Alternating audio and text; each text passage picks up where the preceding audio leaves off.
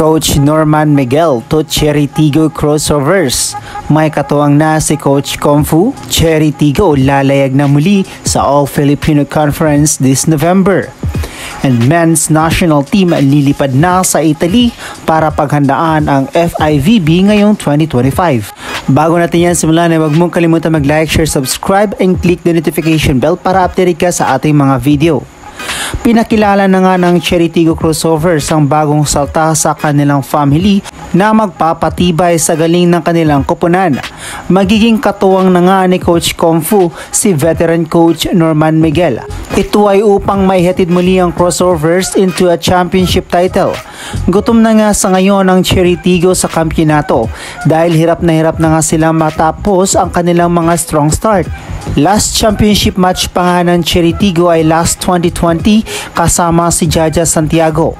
Coach Miguel will do his best dahil napachampion na nga nito ang NU Lady Bulldogs last UAAP Season 96. Dadalhin nga nito ang kanyang husay sa Pro League at ipapakita ang pusong kampyon.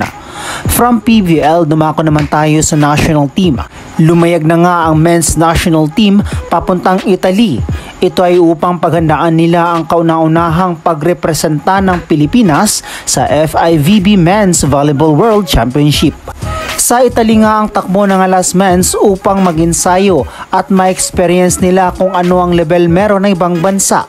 Tatagal nga hanggang 2 weeks ang pananatili ng ating pambato upang mas maging preparado ito ngayong 2025 FIVB Games. Makikita nga sa photos ng men's national team ay wala pa rin ang dalawang king of volleyball dito sa Pilipinas na sina Espejo at Bagunas. Same lineup pa rin talaga ang mga kasama for the FIVB. Mukhang pinaghandaan na nga talaga ng volleyball dito sa Pilipinas upang kakayaning makipagsabayan ng ating pambato sa ibang bansa. This will make a difference sa ating volleyball dito sa Pinas para mas umangat ang level ng ating volleyball.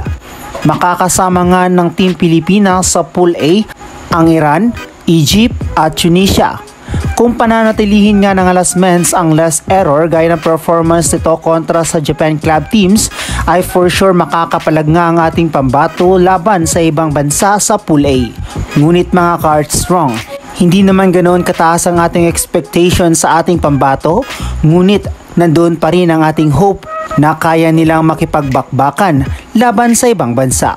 Ikaw ka-hearts wrong, anong masasabi mo sa video ito? Comment down below. Hanggang dito na lang muna mga ka-hearts wrong. Huwag kalimutan mag-like, share, subscribe at pukpok kayo ng notification bell para update ka sa ating mga video.